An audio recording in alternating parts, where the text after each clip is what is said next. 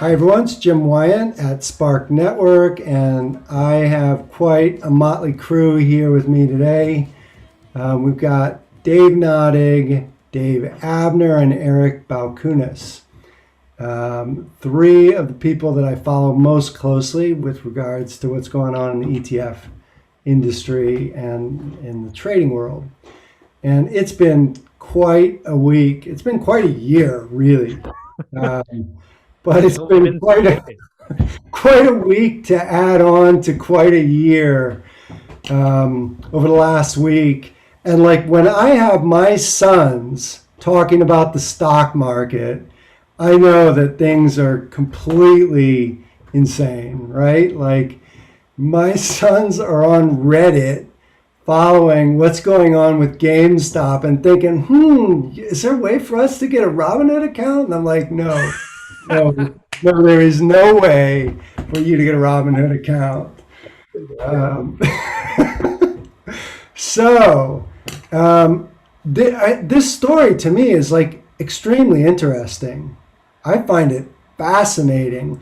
Like Dave, I thought your take on it when in your article in ETF Trends was really good.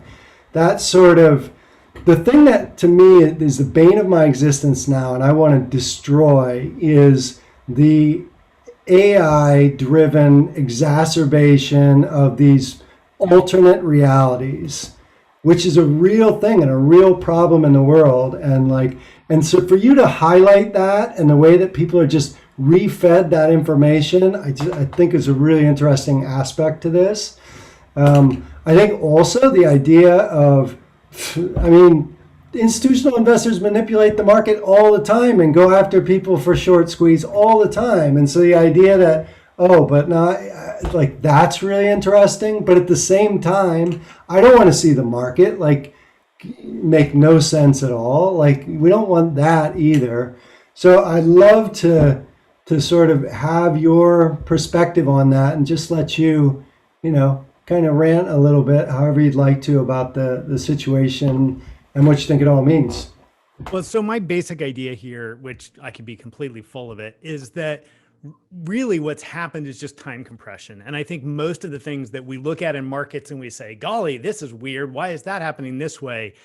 Most of them trace back to this idea that we have taken cycle times from things that took weeks to things that take days, and things that take days to things that take microseconds. And, we saw that with flash crashes in 2010 and 2009. We saw it in some of the stuff that happened around commodities, ETPs. Everything just compresses in time. And this is pretty well trod territory from a financial markets perspective. Great research has been done on the impact of high frequency trading algorithms and, the microsecond market and what that does to how we process information. So I feel like finance did a bunch of work there. What we forgot or are just starting to remember is that the same thing happened in terms of content, right? The way we consume content has also been compressed in time. And we just went through an election cycle. I think we're all feeling that very keenly when it comes to things like politics, right?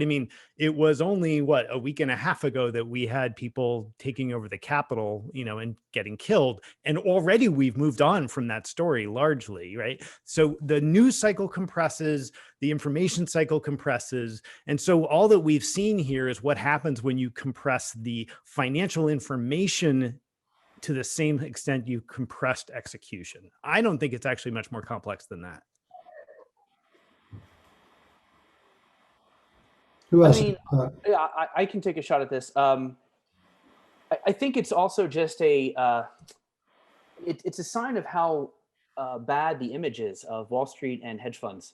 When a bunch of internet people, are people are rooting for them. There's definitely a David and Goliath thing, and I don't know. I every time there's an article on hedge funds, and they're like, "Hey, hedge funds don't outperform," and the journalist doesn't use risk-adjusted returns. I know this is getting wonky, but I'm always like, why isn't there a hedge fund like ICI that sort of tries to correct people? Hey, we're actually trying to get good risk-adjusted returns. Anyway, it leads me to this point of like, hedge funds have the worst image.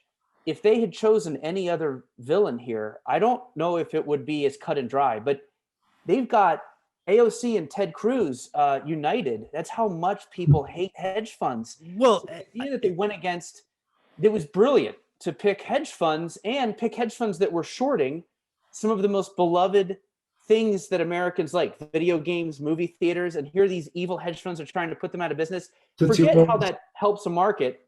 The narrative is brilliant. I mean, that's really what interested me a lot in it is, I'm like, wow, they won the people over. David, do you think this is a narrative story or is there really a plumbing story here? So I do think it's a narrative. Well, I think it's a little bit of both.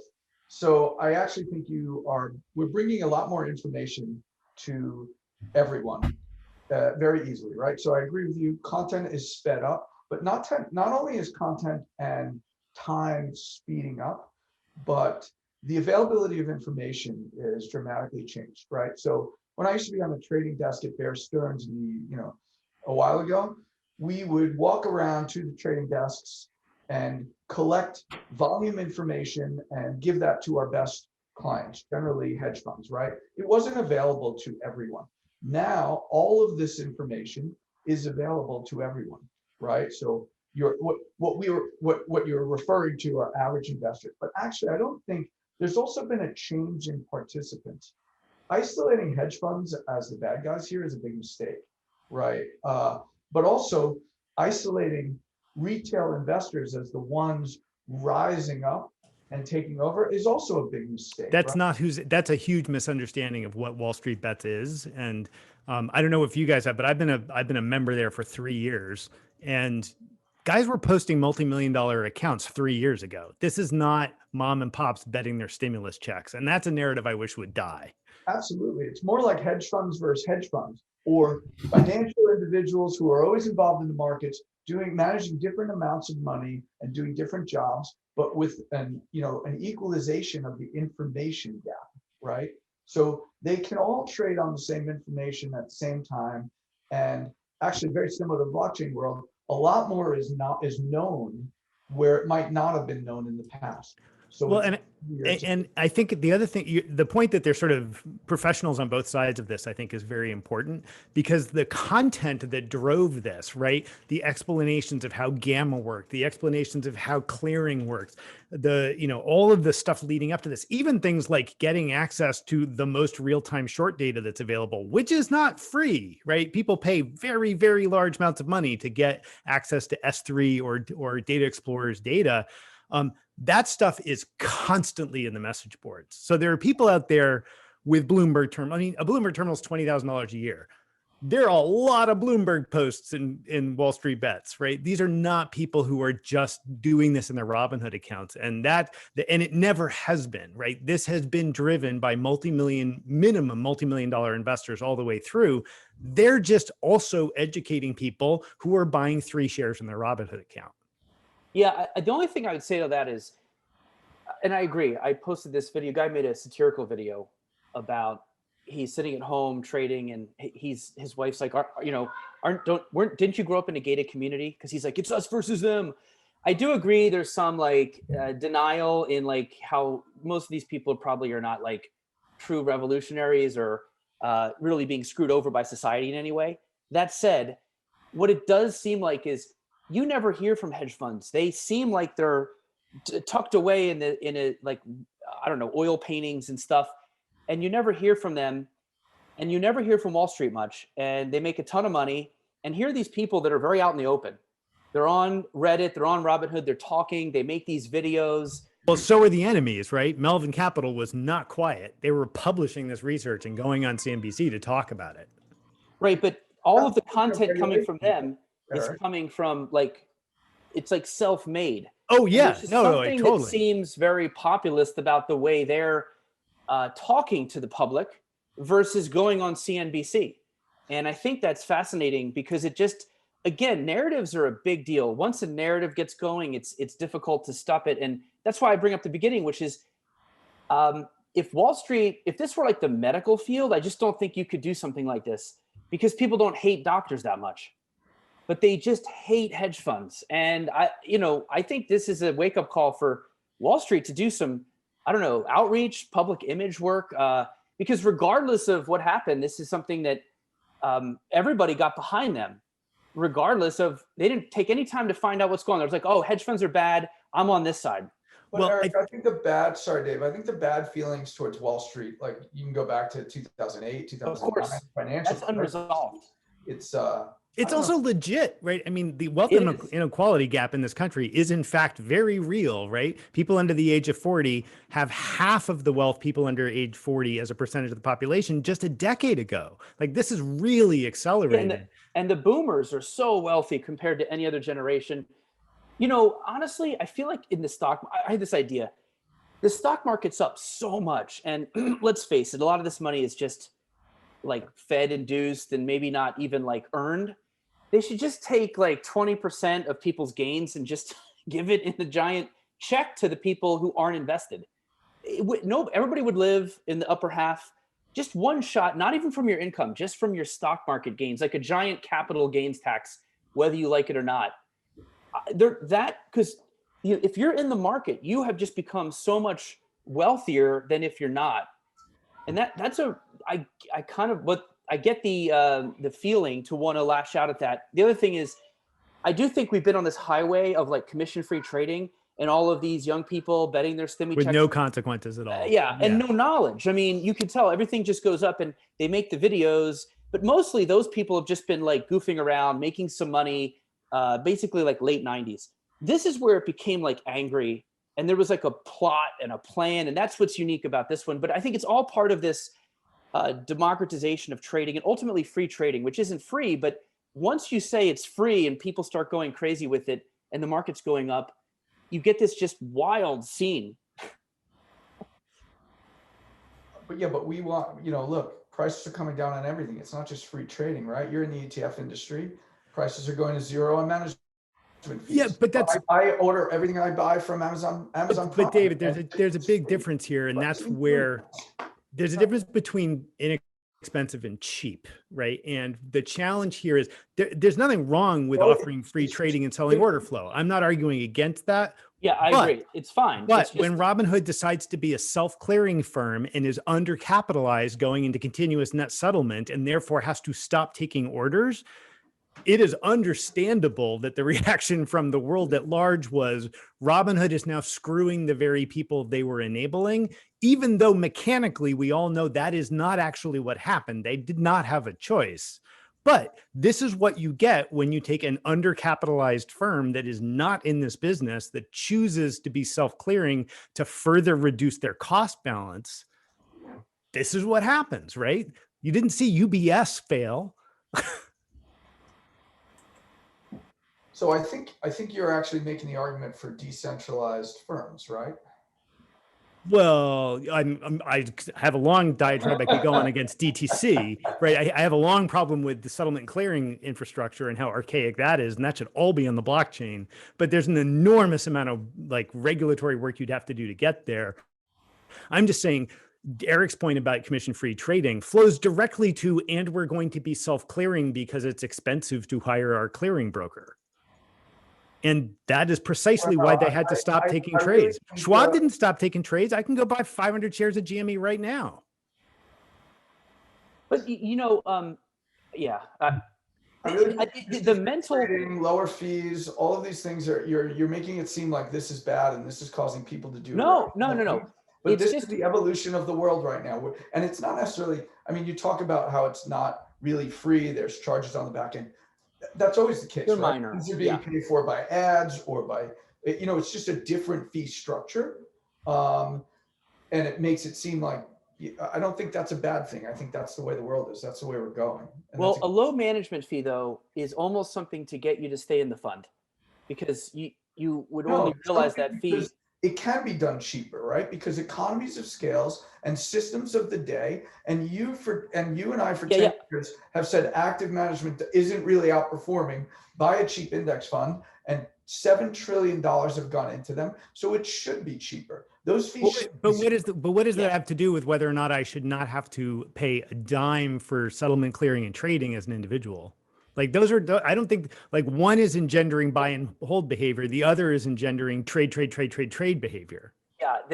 The psychological impact of free trading and being stuck at home, frankly. I think that's part of the mix here. But just knowing it's free, you're just people. There's a clear when the free trading happened, it went up. I mean, it was a definite cause and effect. I mean, Well, how do you know? I mean, look, free trading happened, and we've been printing money. I mean, like I'm never fine with it. before, right? I don't argue that it's not. It's fine. It's good that prices have come down, and that's great. I'm sort of just trying to link why this happened, and I think if trades were like $6, you'd probably still see a lot of it. I mean, it's not like this wouldn't happen in a lockdown with people just kind of bored and online. But I think the free trading, I don't know, maybe just fan the flames of this, and also the communication on the internet. So obviously, this is also a result of the internet and being able to communicate quickly. Which, by the way, I mean, I work at Bloomberg. People would use IBs for that kind of communication. They would just be rich, professionals doing it. Do you know what I mean? Here, it's people who are just sitting at home and doing that kind of plotting on a trade. I think the missing piece here, and David, maybe this is what you're getting to a little bit. Yeah, I agree. This is evolution, right? This is how markets change. I agree with that. The difference here is I think the role of algos here is really important. And I don't mean algos in the sense that we think about them on Wall Street. I'm not talking about trading algos. I'm talking about curation algorithms, right? And if you are a Reddit subscriber, a Twitch subscriber, a Twitter subscriber, a Facebook subscriber, or a TikTok subscriber, what you see is not based on what you told them you wanted. What you see is based on what you looked at last and what they believe you will spend more time on the platform engaging with, right? And it's targeted to you so that it will work, right? Because obviously, if you care about cars and they show you pictures of trees, you're going to be less interested. So they are tailoring it to you, but they're not tailoring it to your benefit. They're tailoring it to your continued engagement. And so in the social dilemma. Yeah, but like this is legit. Like I've been a member of Reddit. I've been on TikTok. 3 weeks ago, my entire social media life became about GME. Before this thing popped, the algos realized this was hot. And so folks that were previously looking at League of Legends gaming streams were getting ads for channels on stock trading. So things changed because of those algos.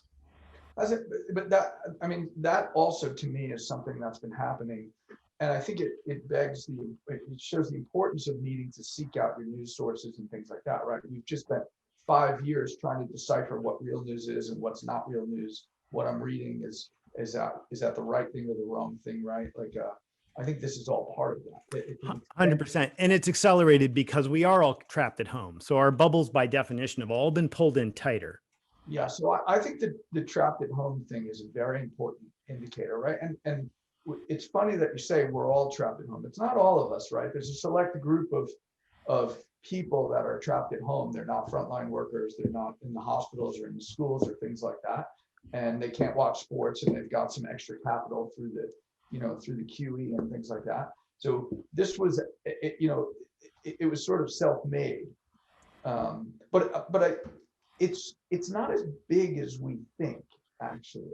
No, it's very, I called this last night a distributed denial service attack, right? So this is a group that can focus on a single point and burn it very hard, but it can't do it for very long, and it can't do it to more than one thing at a time, really, right? And so this group will try to move on. They already have, right? I mean, today, almost the entirety of the chat universe was focused on AMC, and they were not able to do what they wanted to do in AMC because the plumbing wasn't actually supporting what they were trying to do. People are now talking about trying to do it in silver. And I've been trying to point out, like, this is not a market you can do this in. You've got to do it the way the Hunts did, right? There are other ways if you're trying to manipulate markets, but you can't just message board spam, one of the most liquid commodities in the world.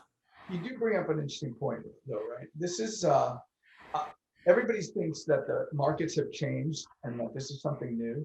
But if you go back to like reminiscence of a stock operator, this was happening in the 20s, right? And this has been happening with, Soros in the 80s. And these things are always happening. Yeah, I think the difference is time. And everybody's paying more attention, but they've been happening for generations, I think. really. Yeah, I think the interesting question is if in fact this is a time acceleration issue, which I firmly believe it is, Okay. and if you believe that the information pathway is also something that is being compressed, it actually makes it quite difficult to do anything about, right? It's very difficult for me to come up with a regulatory solution that I believe would ever pass muster for anybody that would do this. I mean, there are things one could Well, do, but they definitely shouldn't be stopping trading things, right? They should let these things play through, right? I think that would be a much right. better solution. And you're not going to stop short selling writ Yeah. large, right? And that's silly. My hope is like, because particularly we now have sort of this sort of left wing focus on, well, did the little guy get screwed when Robinhood locked people out? It's like, great, we can adjust the Dodd-Frank limits. Like if that's the issue you have, we can like get the value at risk equation out of there and make everybody post 100% capital. Done, right? But that will change the market dynamic in a huge way. Yeah, I think that's interesting. The idea that they could just make a stock go up that much, and not only that, but trade that much. I mean, we just looked at the weekly volume was 100 billion in GameStop. Amazing. That's more than Apple and Amazon. But that's not Well, single traders. Of course. And you and I debated this with Ben a little bit the other night. I agree with that. There's probably algos that look for the message board and then they ride it they're following them. I know 3 guys who are literally writing those algos. Like that is not a theoretical thing. But they did pull it. They started it. And the idea that they could just pull it off. To me, it reminds me of the Lufthansa heist in Goodfellas. And so I posted that GIF of when he's in the shower and he hears the radio and he's like, Jimmy, we did it. Like there's something really fun and exciting. Oh, it's a great movie. It's going to be a great movie. This was like that. This was the Lufthansa heist of the stock market. But then they started going after silver because they wanted to bring down the whole central banking system and stuff. And somebody posted that picture of Paulie when he's like, now I got to turn my back on you. Like these guys are going to wear out their welcome pretty quickly. I think this was a real and just incredible show of like what the little guy can do. But I think what's going to happen is if you bought GameStop at like $300, those are the people late to the party. They're going to get burned badly. They've already racked up about 430 million in trading costs. There could be some legal consequences. And if they start going after anybody other than hedge funds, they're probably going to start losing the narrative. So that this is one of those things where it's probably going to get messy and ugly. And then it will probably die off naturally. I think that's just the way I'm looking at it. But next arguably, will be on something else. So, yeah, well, but that's what I'm saying. If they move on, like going after silver is ridiculous. Like they can't do that. I mean, that's a little. But my point is, yeah, silver's going to be dumb. But they're obviously corners of finance where there is susceptibility either due to plumbing issues or liquidity issues. Yes, but what's changed here is that there are a whole bunch of guys who only used to follow. I'll just pick one example. This guy Syndicate, who's a Call of Duty streamer. He has 3.5 million followers, right? On average in the evenings, he's got a couple tens of thousands of people watching him. All he's talking about now is stocks. And the fact that people are now in Twitch, having spent 3 hours watching something in that category means all they're going to see for the next 6 months is stock trading videos. Whether they want to or not, you can't get it out of the algo once it's in. Yes. So that brings me to just people making FinTalk videos about trading options on Tesla. That was all it looked at as like, oh, silly kids. This is the stream we're going after people. But here's the thing. There are only so many heavily shorted stocks. I mean, there's only like 12 that have over 40%. Yeah, wait till these guys show up in wheat futures, man. Yeah, but okay, I guess so. I mean, what would be the purpose of that? To hurt the farmers? I mean, no, because then you're going after farmers. This just happened to have an interesting narrative associated with it. My point is, if you're looking for a place where once the narrative once they pick a villain that's not hedge funds, I just think this is all going to like blow up in their face. I think they just happen to pick the perfect villain. How does it blow up in their face? Well, you're going to see regulation. That's when, and the narrative right now, even though we know what they did was illegal, you're not allowed to manipulate a stock higher like this, right? Everybody got behind them. Even politicians were like, yeah, go. Letter of the law, I think every one of these guys is clear unless they happen to be an RAA, in which case they're screwed. But if any of these guys if these people are what they say they are, which is individual investors talking their own book, unless they are lying about what they're doing, I don't actually believe anybody's committed securities fraud here. You don't think so? Isn't it illegal though to get together with people and say we're all going to do this, we're going to corner the market, and we're going to raise the price of the stock? Nope. If that's 100% okay, not. then I was misled. I thought that was not totally You can, legal. so the two things that are illegal are lying, right? So if you do it and say, I am like Melvin came out and said, we closed out all our shorts. If they didn't actually do that, they just committed securities fraud, right? So you can't talk your book and lie about it, right? Any more than an ETF that's actively managed could publish their securities list and it not be true. That is Right, okay. securities fraud. And you also can't misrepresent actual price behavior. So you and I can't agree to trade against each other and report it as FINRA ADF trades and ramp the price between us. But if we all get together and say, screw it, I'm buying AMC for the rest of the week, there's nothing wrong with doing it. And there's nothing wrong with talking about it. Can I ask you guys a question? Jim, do you mind if I ask a question? Go ahead. We're not letting Jim talk. What's the benefit of somebody like Melvin coming out and saying they've closed out all their shorts? Just to get out of the narrative, which I think is actually all they wanted to do was just take their marbles and go home. Also, I thought it might be a lie. I thought that would be brilliant if they said it and then the price tanked and they were short still. Then they would go to jail. That is straight up against the law. Yeah, but Eric, I guess I just I bet you, curious. Dave, there are not as many people in the world that know the rules the way you do, and I'm sure there were 100,000 people on a Reddit group thinking exactly what Eric just thought, right? So Oh, sure. in a way, like we're just talking about the differences between state-sanctioned and unsanctioned manipulation to a degree. Sure. Like That's fair. that's the part that gets me. It's like, there's it's very hard to control this stuff nowadays, right? Like, what's being said on Twitter, what's being done in the boards, on Discord. Well, and this is why I'm actually a little fearful of the regulatory response, because there are certain things that I actually would be in favor of that I know a lot of people aren't, like a transactions tax. Slow everything down. That's what that would do. It would give us time as a society and as a market to figure things out. They tried to do that with IEX, didn't they? They tried to slow them. Well, that was speed bumping. I'm just saying, if you passed a global financial transactions tax, that would change things a lot, right? You'd certainly get rid of the 20,000 single share trades that happen between 3:59, 9:59 and 4 o'clock. I don't know. One of you wants to add taxes. One of you wants to cut everybody's income by 20%. Maybe in the wrong group here. Welcome to the Communist Forum. Not Yeah, income. No, I said the gains on the stock market that's way beyond what it should. I mean, a windfall tax. if you You're talking take, about a yeah, windfall exactly, tax. just a little windfall tax, just a little windfall tax, just a little off the top. What do you think is going to happen when? What about the windfall that's going to come when we get to a stage with COVID where everybody is vaccinated and we get back to a more normal life, and everybody's going to wake up one day and they're going to be like, okay, we can be back to normal life, and the restaurants are going to be bombarded with people. They're going to be buying bottle service and filet mignon for 20, right? And what are you going to do on the other side when all the restaurateurs are making a fortune because everybody that made money from Robinhood while they were stuck in their houses is now going to pump it back into the economy? Yeah, but that's, I guess to some extent that's legit, and that's going to be broad based, because theoretically the waiter is going to get better tips, right? It's not going to be horribly disconnected from the rest of everybody's experience. Right now, part of what's most entertaining about this is that they picked GameStop to do this in. And I know that there are mechanical reasons why that's the case, but it's also like the level of metaphorical symbolism involved with it being GameStop in the middle of a pandemic, I think is hilarious.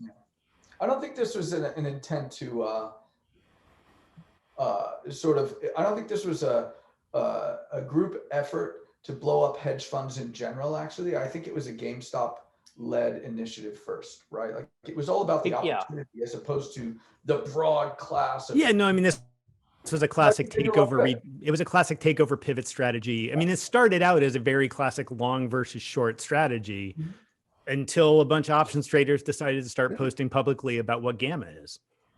Yeah, it's like there was dry wood in the forest for this match, and that's the reputation of hedge funds in Wall Street, a lack of any sort of feeling of fairness in 2008.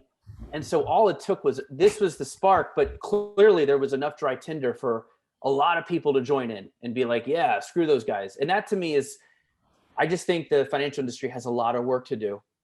Eric, what about Image-wise. the news industry? Like, what about like, do we have an issue with like sort of TV news exacerbating some of this stuff? Like maybe this Nobody would have happened in Reddit and the markets and nobody would Absolutely. have to participate. I think so.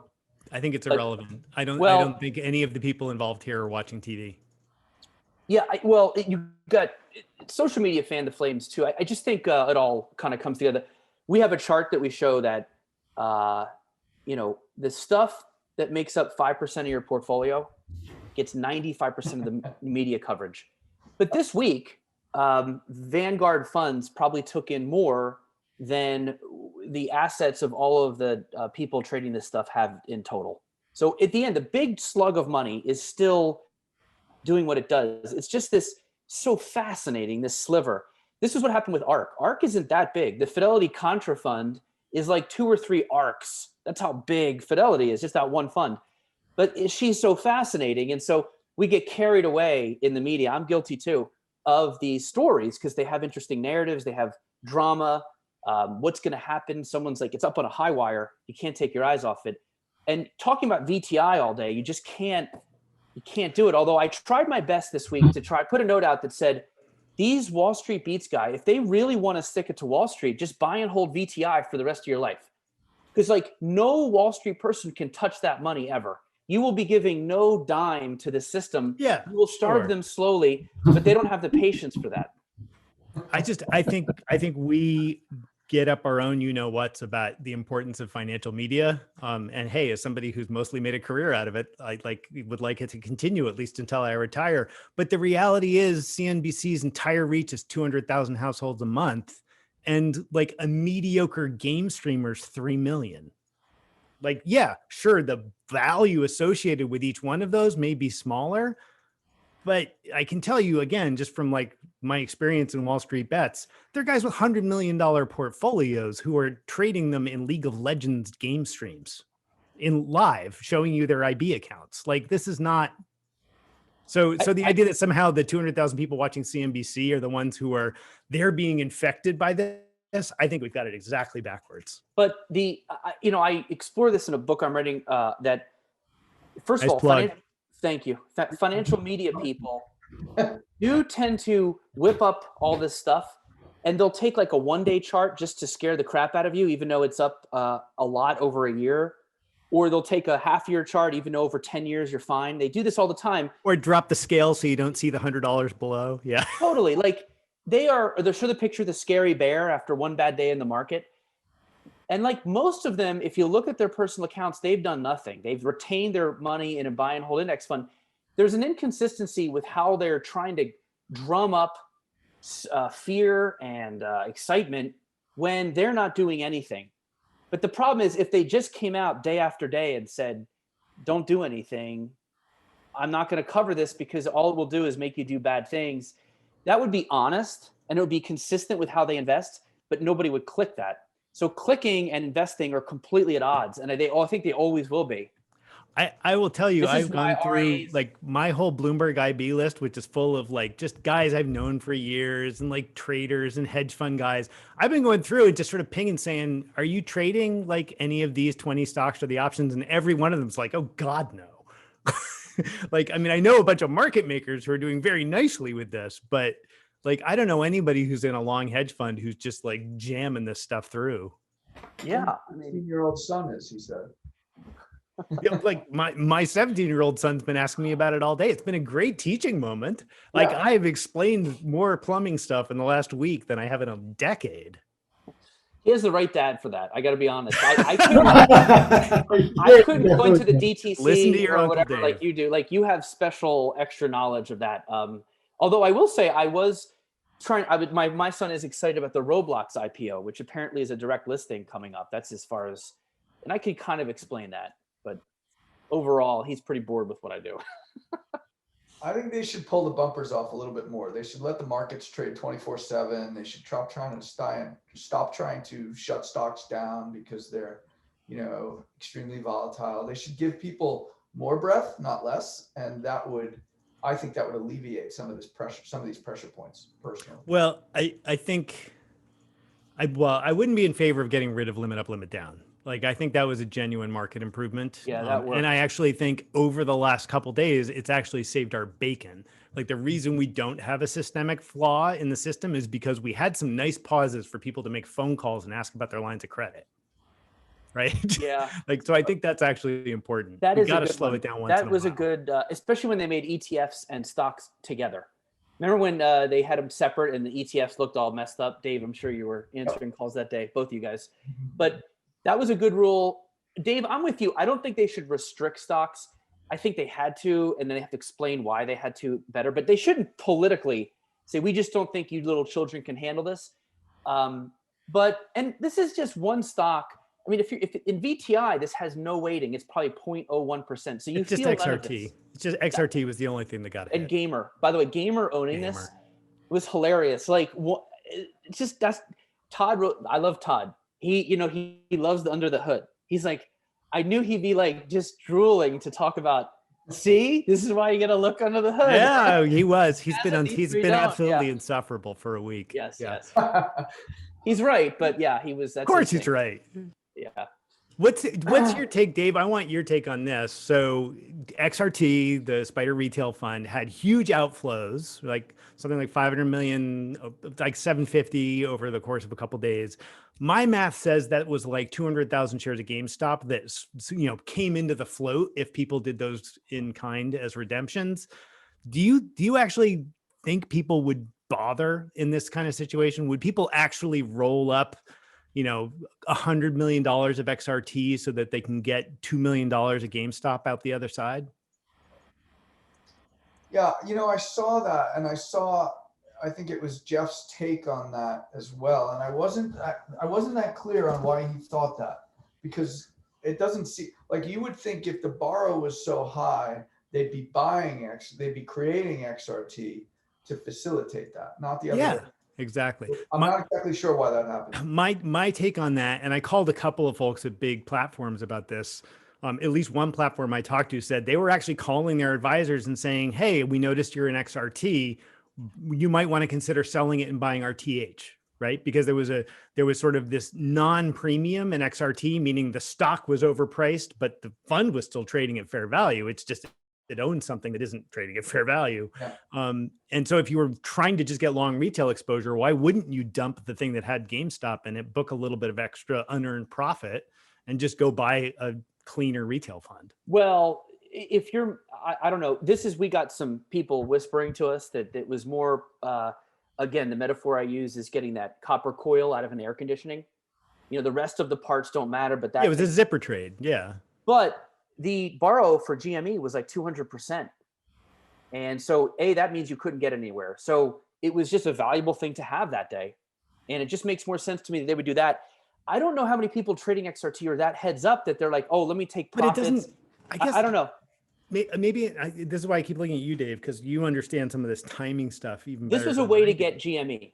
If you had to get GME, you just look at who holds it. But you don't actually get it. That's the thing I don't get, right? If it's a T5 show up in your account, right? You don't get that the next morning when you got your capital call or your margin call. Can't you get that earlier or speed up that process? Like if you came to Dave, let's say Wisdom Tree, let's say I said, I just want the one stock in DEM or whatever. Could you get me into a market maker AP so I could get that stock? Or would the AP just do it because they know it's valuable and it's all happening at a higher level?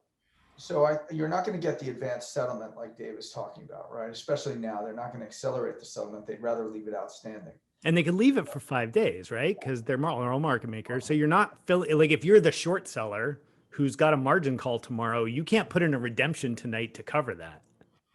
Yeah, but so I haven't looked that closely at this, but maybe if you redeem the ETF and you've got your position, even though it's unsettled, you can use that position onward, right?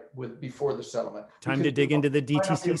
Oh, yeah. That's what I would think. Page 400 of the DTC settlement process, I'm sure. Because XRT had a big day that day. It was up like 10%. normally you just, an ETF like that will move with the performance. It's just, in 500 million to 75%, it just, something was very unnatural beyond profit taking, I thought. That's why the whispering we heard of just people wanting to get that stock because the borrow was so No, good. I understand the math on it, Yeah. right? But it struck me as not economic enough. Like I couldn't make the math work, but I mean, yeah, I've heard the same thing. I don't believe it. But I guess I've been wrong about a lot of things. I don't remember, but maybe it facilitates short selling, right? Where you become a long seller at that point. So once you've redeemed, you can technically sell the basket long, not short, even though you don't have it yet through settlement.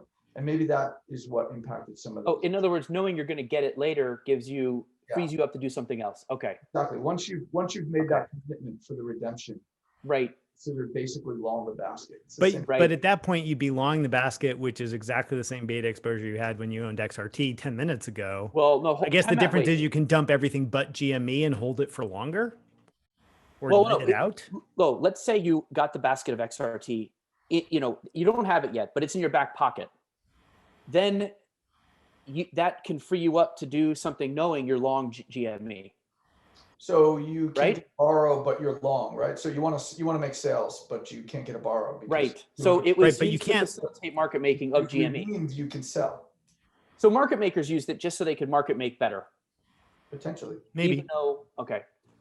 I'm not sure. I haven't thought about it in detail, but the sniff test leads to my theory, but again, the plumbing, you're making me think it a little doubtful, but it just smells like it was ransacked.